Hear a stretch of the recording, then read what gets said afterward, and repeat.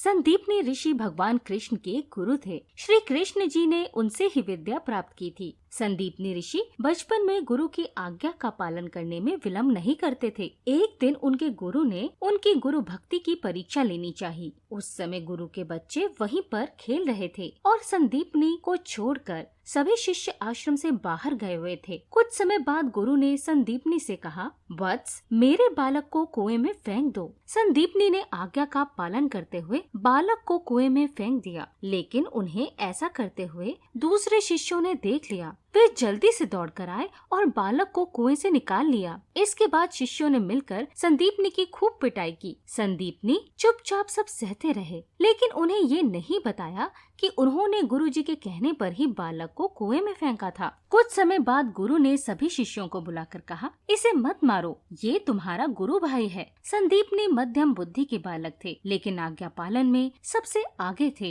इधर गुरु ने कोई आज्ञा दी और उधर संदीपनी उसे तुरंत पूरा कर देते थे। कहते हैं कि आज्ञा पालन करना गुरुजन की सबसे बड़ी सेवा है। गुरु की आज्ञा का पालन करने से हमारे अंदर शक्ति प्रवेश कर जाती है, लेकिन वो शक्ति आज्ञा का तुरंत पालन करने से ही आती है। इसलिए संदीपनी बिना सोचे विचारे गुरु की आज्ञा का पालन करते थे। विद्या पूर्ण करने के बाद अन्य शिष्यों के साथ संदीपनी भी अपने घर लौट गए। कुछ समय बाद शिष्यों को गुरु के बीमार होने की सूचना मिली। सूचना मिलते ही सभी शिष्य उनके अंतिम दर्शन के लिए आश्रम आए। शरीर त्यागने से पहले गुरुजी अपने शिष्यों को उपहार देना चाहते थे। उन्होंने उपहार में पंचमात्र, आचमनी, पवित्र आसन, माला आदि वस्तुओं को शिष्यों में बांट दिया। शिष्यों ने सिर झुकाकर उन्हें ग्रहण किया और गुरु का प्रसाद समझकर रख लिया। सभी वस्तुओं को बांट देने के बाद गुरु के पास कुछ नहीं बचा। जब उन्होंने संदीपनी को देखा तो बोले, बेटा, तुझे देने के लिए मेरे पास कुछ भी नहीं है। तेरी गुरु भक्ति के सामने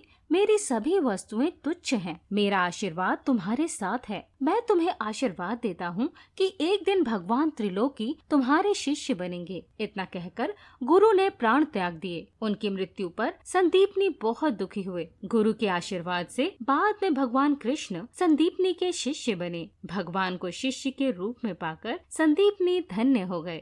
गुरु की आज्ञा का पालन करने से सौभाग्य में वृद्धि होती है।